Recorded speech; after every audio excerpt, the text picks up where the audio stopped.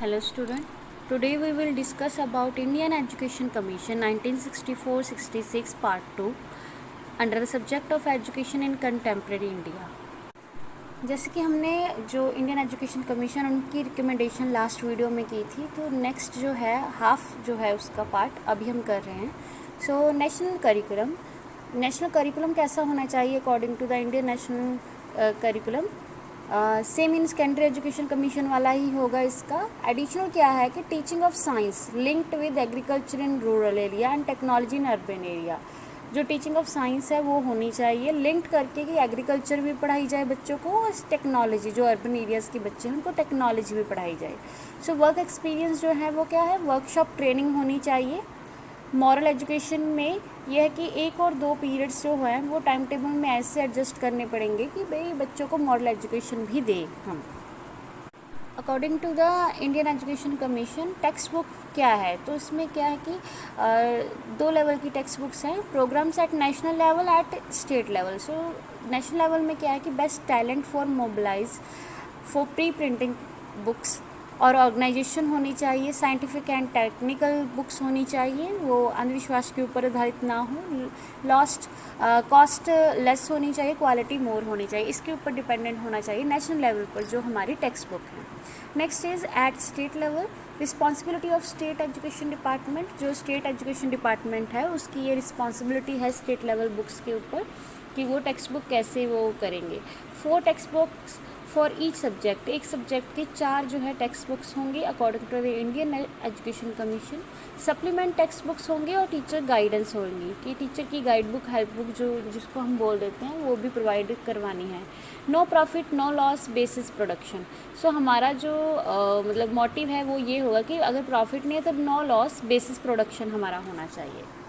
Next is method of teaching कैसे होने चाहिए according to the Indian education commission. Experiment teaching जो है एक्सपेरिमेंट के ऊपर आधारित होनी चाहिए. Provision of skilled help.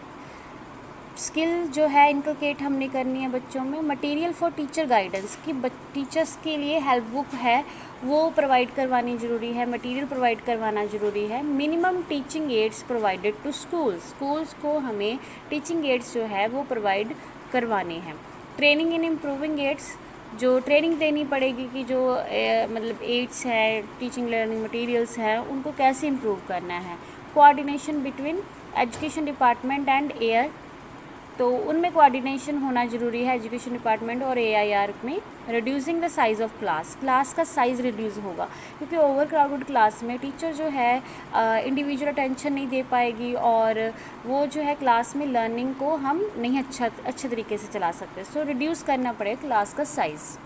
Next is teaching personal and teacher status. जो उसमें है substantial increase in salary increase होनी चाहिए. क्वालिफिकेशन उनकी देखकर उनको रखना है. रिक्रूटमेंट एडवर्टाइज और इंटरव्यूड के थ्रू होनी चाहिए. अपॉर्चुनिटी फॉर प्रमोशंस उनकी प्रमोशन होनी चाहिए. प्रोविज़न फॉर वेलफेयर सर्विसेज उनको जो सर्विसेज हैं वो देनी ज़रूरी बनती हैं. ट्रिपल बेनिफिट्स होने चाहिए उनके. गुड कंडीशन ऑफ वर्क और टीचर एजुकेशन प्रोग्राम्स होने चाहिए. इन सर्विस प्रोग्राम जैसे रिफ्रेशर कोर्स सेमिनार वर्कशॉप ये प्रोवाइड हमें करवानी पड़ेंगे टीचर्स को.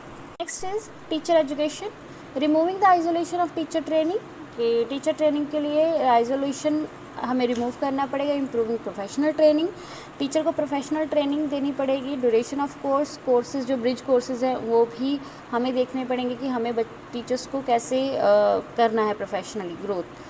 फ्लेक्सिबल पोस्ट ग्रेजुएशन होनी चाहिए. इम्प्रूविंग टीचर एजुकेशन इंस्टीट्यूट होने चाहिए, उनमें इम्प्रूवमेंट होनी चाहिए. Admission to training institutes admission जो है वो बनानी चाहिए ज़रूरी. इन सर्विस फैसिलिटीज़ उनको देनी चाहिए. Guidance and counselling. Secondary education commission की तरह इसमें भी गाइडेंस जो है इंटीग्रल पार्ट ऑफ एजुकेशन है. गाइडेंस एट प्राइमरी लेवल भी होना चाहिए कि बच्चों को कैसे हमने गाइड करना है. सेकेंडरी लेवल भी होना चाहिए. गाइडेंस ट्रेनिंग होनी चाहिए इवन टीचर्स की. Professional training of guidance worker. जो गाइडेंस वर्कर है उनको प्रोफेशनली हमें ट्रेन करना पड़ेगा. Literature and research in guidance. Adequate material हमें उनको प्रोवाइड करवाना है according to the education commission. Next is evaluation and examination. So technical improvement in question paper evaluation paper setter and scientific procedure. जो हमारा question paper है वो उनमें technical improvement करना पड़ेगा. पेपर सेटिंग में और साइंटिफिक प्रोसीजर हमें अपनाना पड़ेगा कि ऐसे नहीं कहीं से भी उठाकर हमने कोई भी मार्क्स दे दिए, कोई भी क्वेश्चन डाल दिया, नहीं, एक साइंटिफिक प्रोसीजर ब्लूप्रिंट के अकॉर्डिंग हमें पेपर सेट करना पड़ेगा। Nature of certificates issued by state board of education, no pass और नो फेल रिमार्क्स। तो सर्टिफिकेट्स हैं वो स्टेट बोर्ड इशू करेगी और उसमें पास और फेल का रिमार्क नहीं देना है। Opportunity to student to improve their performance कैसे होगी, वो रीपेयर सिस्टम शुरू करना है फॉर इंटायर सब्जेक्ट्स और सेपरेट, अलग का भी हो सके कि एक सब्जेक्ट में भी बच्चा रीपेयर हो सके, दोबारा से एग्ज़ाम दे सके। प्रोविज़न फॉर कम्युलेटिव रिकॉर्ड, बच्चों का कम्युलेटिव रिकॉर्ड रखना पड़ेगा। Final examination by selected schools होंगे। इंटरनल असेसमेंट जो है वो भी उसकी प्रोविज़न होनी ज़रूरी है। Thank you so much.